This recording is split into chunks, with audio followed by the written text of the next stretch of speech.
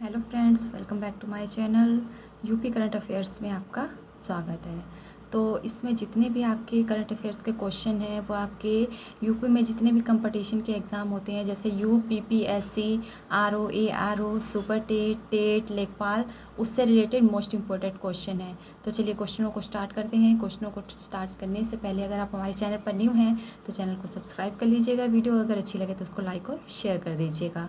तो इसमें जितने भी क्वेश्चन हम आपको बताएंगे वो मोस्ट इंपॉर्टेंट हैं, और क्वेश्चनों के साथ साथ ऑप्शन के साथ साथ हम आपको इसके फैक्ट के बारे में भी बताएंगे। तो चलिए देखते हैं।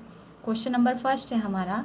क्वेश्चन नंबर फर्स्ट में उन्होंने पूछा हमसे कि 14 जून 2022 को किस राज्य की कैबिनेट बैठक में स्वास्थ्य विभाग द्वारा बनाई गई नई नियमावली को मंजूरी दी गई। तो इसका ऑप्शन हमारा आ जाता है ए, यानी उत्तर प्रदेश आ जाता है। अब इसके फैक्ट के बारे में जान लेते हैं। इसके तहत यदि कोई व्यक्ति अपनी ज़मीन अस्पताल के लिए दान करता है तो संबंधित अस्पताल का नामकरण उसके या उसके परिजन के नाम पर किया जाएगा। उसके या उसके परिजन के नाम पर किया जाएगा।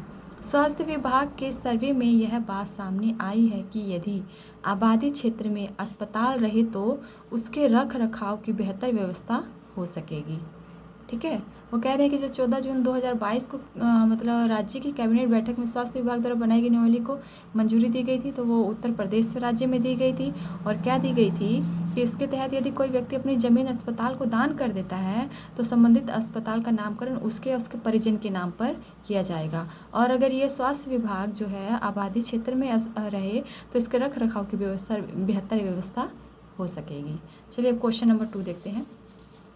क्वेश्चन नंबर 2 में उन्होंने कहा है कि किस राज्य में अग्निवीरों को नौकरी में प्राथमिकता दी जाएगी। तो आंसर हमारा आ जाता है ए, यानी उत्तर प्रदेश में। उत्तर प्रदेश में दी जाएगी।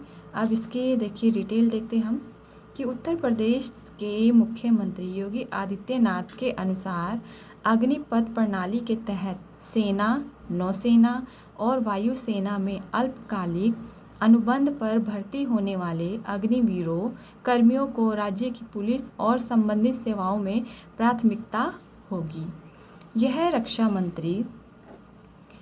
रक्षा मंत्री राजनाथ सिंह द्वारा 4 वर्षों के लिए त्रिसेवाओं में कर्मियों की अल्पकालिक संविदा भर्ती के लिए अग्निपथ योजना शुरू करने के एक दिन बाद आया है। ठीक है, अब क्वेश्चन नंबर 3 पे आते हैं हम लोग। क्वेश्चन नंबर 3 में देखिए क्या कह रहे हैं वो। क्वेश्चन नंबर 3 में उन्होंने क्वेश्चन किया है, कह रहे हैं कि हाल ही में किसने 89.30 मीटर भाला फेंक के साथ नया राष्ट्रीय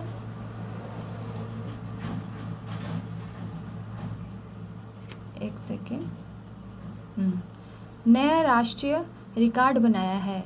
तो इसमें ऑप्शन है हमारा, देखिए ऑप्शन कह रहे हैं ए ओलिवियर हैंडल है, नीरज चोपड़ा है, सुमित आतिल है, इनमें से कोई नहीं है। तो हमारा आंसर आ जाएगा बी, नीरज चोपड़ा। अब नीरज चोपड़ा के बारे में हम लोग जान लेते हैं। नीरज चोपड़ा के बारे में क्या है इसकी फैक्ट देखिए। भारत में इक्का भाला फेंकने नीरज चोपड़ा ने फिनलैंड में पाओ नूर्मी खीलों में 89.30 मीटर की दूरी पर फेंक कर एक नया राष्ट्रीय रिकॉर्ड बनाया है। उन्होंने 7 अगस्त 2021 को 87.58 मीटर के थ्रो के साथ टोक्यो ओलंपिक का स्वर्ण पदक जीता था।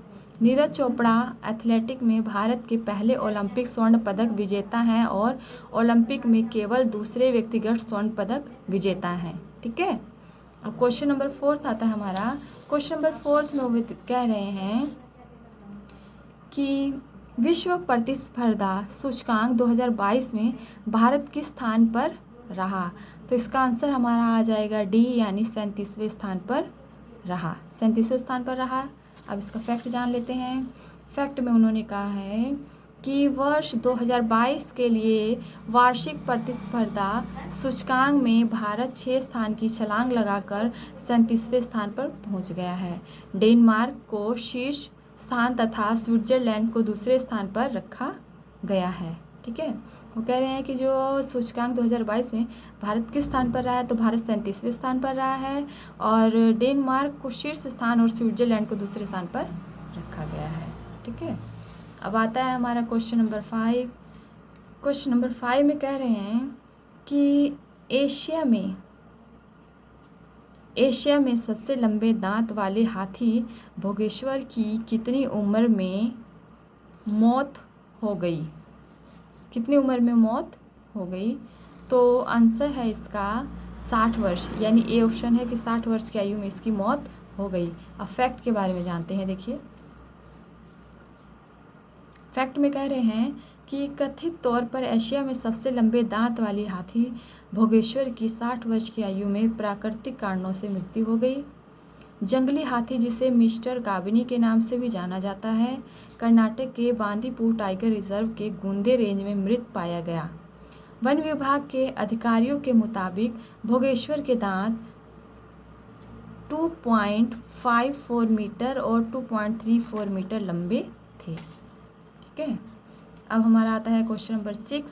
क्वेश्चन नंबर 6 में क्या कह रहे हैं कि किस मंत्रालय में हाल ही में जानवरों के लिए भारत की पहली कोविड-19 वैक्सीन एनोकोवैक्स का अनावरण किया है?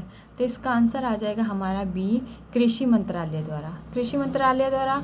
अब इसके फैक्ट के बारे में जानते हैं। देखिए, कृषि मंत्रालय में जानवरों के लिए भारत की पहली कोविड-19 वैक्सीन एनोकोवैक्स का अनावरण किया गया। इस वैक्सीन को हिसार में स्थित नेशनल रिसर्च सेंटर इक्विंस में किया है। यह जानवरों को कोरोना वायरस के डेल्टा और ओमिक्रॉन वेरिएंट से बचाता है। इस वैक्सीन का इस्तेमाल कुत्तों, तेंदुओं, चूहों, शेरों, खरगोश में किया जा सकता है और यह भारत में पशुओं के लिए विकसित पहला कोविड-19 है। ठीक है, अब आता है हमारा क्वेश्चन नंबर 7। क्वेश्चन नंबर 7 के बारे में बात कर लेते हैं हम लोग। क्वेश्चन नंबर 7 में देखिए क्या कह रहे हैं। क्वेश्चन नंबर 7 में कह रहे हैं कि विश्व बुजुर्ग दुर्व्यवहार जागरूकता दिवस कब मनाया जाता है? तो इसका आंसर हमारा आ जाएगा सी, 15 जून को मनाया जाता है। अब इसके फैक्ट के बारे में जानते हैं। विश्व बुजुर्ग दुर्व्यवहार जागरूकता दिवस प्रतिवर्ष 15 जून को मनाया जाता है। इस दिन का उद्देश्य बुजुर्गों के साथ दुर्व्यवहार के प्रभाव की ओर ध्यान आकर्षित करना होता है। इस वर्ष विश्व बुजुर्ग दुर्व्यवहार जागरूकता दिवस 2022 का विश्व बुजुर्ग दुर्व्यवहार का मुकाबला है। ठीक है, यानी कि जो हमारा ये चला था, ये दिवस किस लिए चलाया गया था? तो ये बुजुर्गों के लिए चलाया गया था कि उनके साथ जितने भी मतलब बुरे व्यवहार किए जाते हैं उसको ना किए जाएं।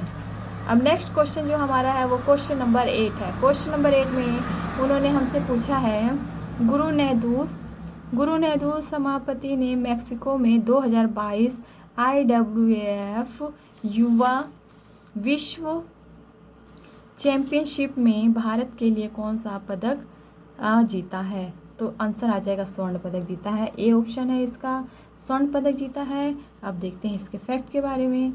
गुरुनेद सेनापति ने सोमवार को 2022 IWF युवा दिवस चैंपियनशिप में भारत के लिए स्वर्ण पदक जीता। उन्होंने लड़कों के 55 किलोग्राम स्पर्धा में कुल प्रयास का 230 किलोग्राम भार उठाकर स्वर्ण पदक जीता है। ठीक है, अब ये आता है हमारा क्वेश्चन नंबर 9। क्वेश्चन नंबर 9 में उन्होंने पूछा है कि हाल ही में किस राज्य सरकार ने सुरक्षा मित्र प्रोजेक्ट लॉन्च किया है? तो इसका आंसर आ जाता है हमारा ऑप्शन डी। ऑप्शन डी इसका आंसर आ जाएगा कि केरल। अब इसके फैक्ट के बारे में हम लोग जान लेते हैं। फैक्ट के बारे में देखिए क्या कहा है उन्होंने। फैक्ट के बारे में उन्होंने कहा है कि केरल राज्य में सुरक्षा परियोजना चालू हो गई है। सुरक्षा मित्र परियोजना एक वाहन निगरानी प्रणाली है। यह किसी भी दुर्घटना के मामले में संकट संदेश भेजता है। मोटर वाहन विभाग ने निर्भया योजना के तहत इस परियोजना की शुरुआत की थी। यात्रा के दौरान किसी भी प्रकार का अप्रिय घटना होने पर यह प्रणाली मालिकों के मोबाइल फ़ोन पर एक संकट संदेश भेजेगी। ठीक है। यानी वो कह रहे हैं कि जब सरकार ने सुरक्षा मित्र प्रोजेक्ट लॉन्च किया था तो ये कहाँ किस राज्य में शुरू किया था और किस लिए शुरू किया गया था। तो ये केरल राज्य में शुरू किया गया था। और क्यों किया गया था, तो ये सुरक्षा परियोजना चालू हो गई। सुरक्षा मित्र परियोजना एक वाहन निगरानी प्रणाली है और इसमें किया क्या जाता है कि दुर्घटना के मामले में ये मतलब संदेश भेजता है। और मोटर विभाग ने ये मतलब कब चालू किया था, तो ये जब निर्भया योजना निर्भया के दौरान ही इस योजना को भी शुरू किया गया था। और इस यात्रा मतलब इसके दौरान किसी प्रकार की कोई घटना होती है तो ये मालिकों के मोबाइल पर एक संकट संदेश भेजेगी। ठीक है। अब आता है क्वेश्चन नंबर हमारा लास्ट है और क्वेश्चन नंबर 10 है। तो चलिए क्वेश्चन नंबर 10 के बारे में बात कर लेते हैं। उन्होंने कहा कि कौन सा भारतीय शहर हर साल औसतन 2 मिलीमीटर की दर से डूब रहा है। तो इसका आंसर हमारा आ जाएगा ए, मुंबई डूब रहा है। अब मुंबई डूब रहा है, इसके फैक्ट के बारे में जानते हैं कि कैसे डूब रहा है। तो देखिए, देश की आर्थिक राजधानी मुंबई डूब जाएगी, ये खतरा पहले भी कई इंटरनेशनल स्टडी में जताया जा चुका है। अब तक हालिया स्टडी में दावा किया गया है कि मुंबई शहर हर साल 2 मिलीमीटर की रफ्तार से नीचे धंस रहा है। करीब 19 वर्ग किलोमीटर का इलाका तो इससे भी कहीं ज़्यादा 8.45 मिलीमीटर प्रति वर्ष की तेज़ी से नीचे डूब रहा है। ठीक है। तो ये आज के हमारे 10 क्वेश्चन थे। आई होप वीडियो पसंद आई होगी। वीडियो अगर अच्छी लगे तो उसको लाइक और शेयर ज़रूर करिएगा।